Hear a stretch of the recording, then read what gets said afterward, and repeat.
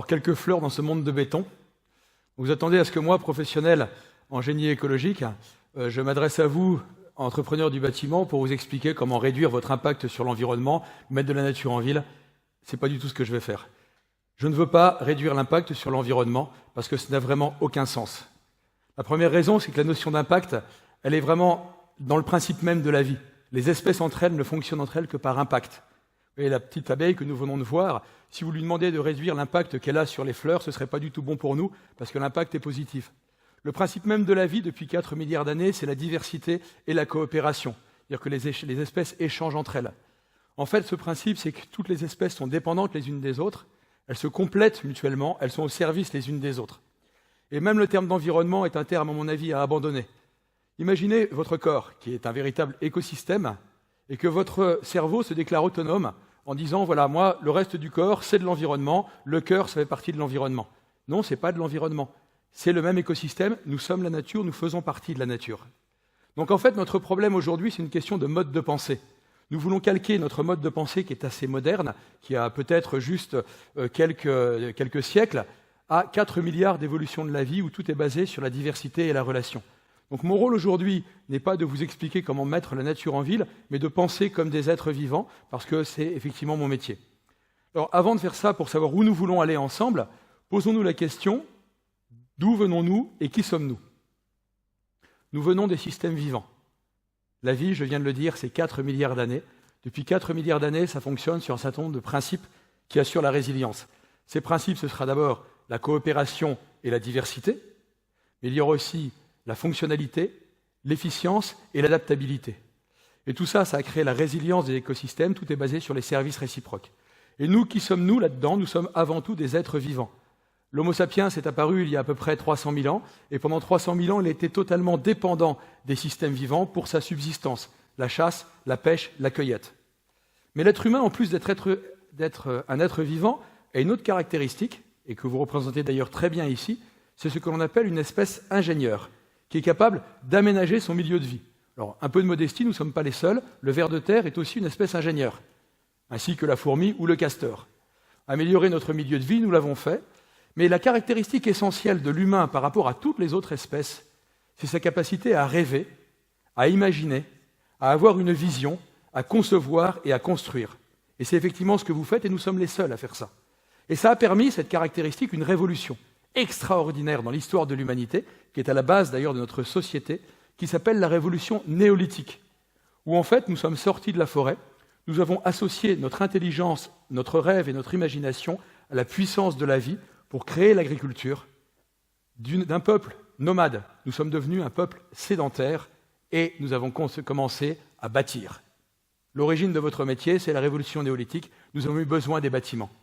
Donc qui sommes-nous? Nous sommes des êtres vivants avant tout, donc soumis aux réalités biologiques, soumis à la réalité systémique des systèmes vivants, mais nous sommes aussi des êtres humains, donc des êtres aussi doués pour les valeurs, pour l'altruisme, et des êtres humains qui ont une responsabilité aujourd'hui qui est de gérer les systèmes vivants, les écosystèmes qu'ils ont modifiés. C'est une vraie responsabilité.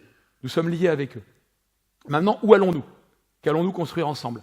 Alors là, ça se complique un peu, parce qu'il ne vous aura pas échappé, mis à part l'envolée ou l'embellie sur le plan économique, que sur le plan des ressources ou des systèmes vivants, ça se corse un peu. En fait, nous sommes en train de détruire notre maison commune. Nous sommes en train de détruire notre matrice, qui est la vie, de détruire notre patrie, que sont les systèmes vivants, d'où nous sommes issus. Alors peut-être que c'est bien, peut-être que nous allons réussir comme ça à être heureux, peut-être que c'est pour être heureux que nous faisons ça. Et j'ai un doute, parce que quand on voit le nombre de produits anxiolytiques ou antidépresseurs que nous prenons, les dépressions, le stress, les burn-out, sans compter les addictions, drogue, alcool, etc., je ne pense pas que nous soyons un peuple, en tout cas nous occidentaux, spécialement joyeux ou optimistes.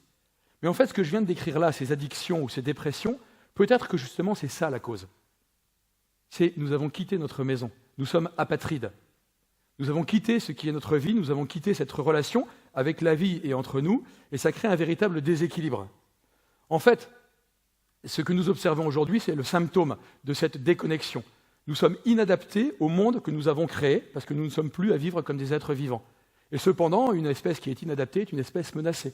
Je pense que la seule espèce vraiment menacée aujourd'hui sur Terre, c'est peut-être l'espèce humaine sur le long terme, si nous continuons à ne plus être adaptés à notre milieu de vie. Alors, pour quelle raison? Bien, en fait, il y a une seule raison à ça. Nous avons l'illusion que nous pouvons être autonomes et indépendants par rapport à la vie, alors que nous sommes dépendants des systèmes vivants. Nous avons imaginé, pour le coup, que notre intelligence et notre technologie se suffisaient à elles-mêmes. Or, depuis le début de l'histoire de la vie, aucune espèce ne se suffit à elle-même. Que faire? Une seule solution, la révolution. Alors attention, la révolution, c'est pas la ZAD, c'est pas la table rase, c'est pas la révolte, c'est pas la violence. Je vous ai parlé d'une autre révolution il n'y a pas longtemps, qui était la révolution néolithique. Changement radical des modes de vie pour utiliser notre vision, notre imagination et nos rêves, l'associer avec la vie pour reconstruire ensemble. C'est cette révolution-là qu'il faut faire aujourd'hui. Et c'est ça dont je viens vous parler. Donc vous comprenez bien que la nature en ville, ça ne m'intéresse pas, que vous comprenez bien que les labels sur la biodiversité n'ont pas de sens par rapport à tout ça. C'est un changement radical de la conception des villes, c'est de refaire des villes, des quartiers et des bâtiments qui soient eux-mêmes des systèmes vivants. Le quartier, système vivant, par la vie, avec la vie et dans la vie. Alors comment ça va fonctionner? Eh bien simplement comme les autres systèmes vivants, sur les mêmes principes, je les ai cités tout à l'heure. Pour être résilient, il faut d'abord la diversité et la coopération. La coopération, même les forêts s'occupent des plus faibles et des plus petits, travaillent entre elles, interchangent avec les champignons, interchangent avec les différentes espèces. Concevons nos villes pour qu'elles soient basées sur la coopération et l'échange de services. Il ne peut pas y avoir de résilience et de création ni d'intelligence collective sans diversité. Alors qu'on a tendance, nous, à standardiser, retrouvons justement cette diversité, coopération, diversité. Les trois autres fonctions, la fonctionnalité. Dans les écosystèmes, une espèce a plusieurs fonctions, et chaque fonction est remplie par plusieurs espèces. C'est ça qui assure la résilience.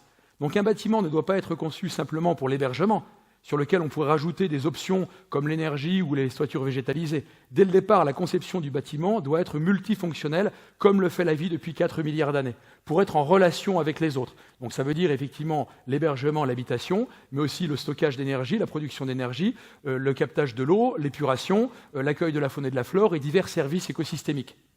Ensuite, il y a l'efficience, qui est un des principes de la vie aussi. L'efficience, c'est de construire nos villages et nos bâtiments en fonction des ressources. C'est-à-dire qu'on parlait d'agroalimentaire tout à l'heure. Si nous voulons refaire des marchés locaux, il faut que les quartiers et les bâtiments soient conçus en lien avec le modèle agricole et qu'ils soient compatibles justement à cette capacité d'échanger entre nous. Donc l'efficience, c'est optimiser les ressources et les causes dès la conception. Et les dernières caractéristiques des systèmes vivants, l'adaptabilité. J'ai dit tout à l'heure, nous avons construit une maison et nous ne sommes pas adaptés à cette maison-là. Pour être adapté, il faut être capable d'être modulaire et éphémère. Des bâtiments qui soient capables peut-être d'être démontés, d'être reconstruits pour s'adapter aux différents modes de vie qui vont émerger de ces villes systèmes vivants. Parce que c'est bien ça dont il s'agit. Oui, le bâtiment, c'est l'ADN du territoire. Ce que vous vendez, ce sont des modes de vie, c'est du rêve. Et ce qu'on veut aujourd'hui, c'est des modes de vie sur lesquels on recherche ce bonheur auprès duquel nous aspirons. Nos quartiers, nos villes doivent permettre l'économie de fonctionnalité, l'économie circulaire, permettre aux entreprises d'avoir une responsabilité sociétale qui soit territoriale, systémique et bio-inspirée et pas simplement tournée sur elle-même. Et c'est dans la conception même des bâtiments que nous pourrons avoir cette capacité-là. Oui, le bâtiment, il est génétique sur la capacité économique qui est liée au vivant. Alors maintenant, vous allez me dire, mais peut-être que c'est du retour en arrière, c'est encore retourner à l'âge de pierre, on a parlé du néolithique, mais pas du tout. Les nouvelles technologies sont indispensables pour cette révolution. Que ce soit la smart grid, que ce soit l'énergie, que ce soit la fibre, ou même l'intelligence artificielle, mais à une seule condition. Nous ne devenons pas des transhumains. Restons ce que nous sommes, des êtres vivants et des êtres humains. Les technologies doivent être au service de la vie, au service de l'homme, au service du territoire, et ne soyons pas contraints par les innovations que nous inventons tous les jours. Donc ce principe des villes systèmes vivants va générer des technologies de pointe, certainement très en avance, mais qui s'intégreront aussi dans les territoires. Alors maintenant, évidemment, on va me dire comment est-ce que l'on fait ça? C'est très simple, on en commence aujourd'hui, il faut le faire ensemble. Si l'écologie avec le bâtiment sont capables de construire dès le départ et de concevoir, on va y arriver. En ce moment, on est en train de réfléchir avec des professionnels à une école des systèmes vivants, qui n'est pas faite pour faire des études d'impact ou des mesures compensatoires, mais au contraire pour reprendre l'intégralité des professionnels de l'économie ou du bâtiment pour que l'on pense ensemble en lien avec le vivant. Alors évidemment, ça peut être un peu peut-être rustique parce qu'il faut aller dans la nature, il faut comprendre comment marche la forêt, savoir où sont nos tripes, où est notre terre et retomber effectivement sur la terre. Cette école des systèmes vivants, c'est l'avenir. Mais vous avez parlé beaucoup aussi de recrutement. Je peux vous assurer que la jeunesse de la France entière se pressera pour aller construire des villes qui sont conçues comme ça. Parce qu'aujourd'hui, nos problèmes, c'est un problème de sens, un problème d'idéal que nous avons à construire. Donc ce lien avec les systèmes vivants, c'est aussi du savoir-être, c'est aussi du civisme, et c'est aussi la préservation du bien commun. Donc voilà, pour conclure, on vit une période magnifique, et ce n'est pas simplement à cause de l'embellie économique, c'est parce que nous avons la capacité aujourd'hui, avec notre intelligence et la compréhension que nous avons de la vie, de pouvoir encore nous associer avec la vie. La vie est belle, la vie est forte, la révolution de la vie, eh bien c'est vive la vie.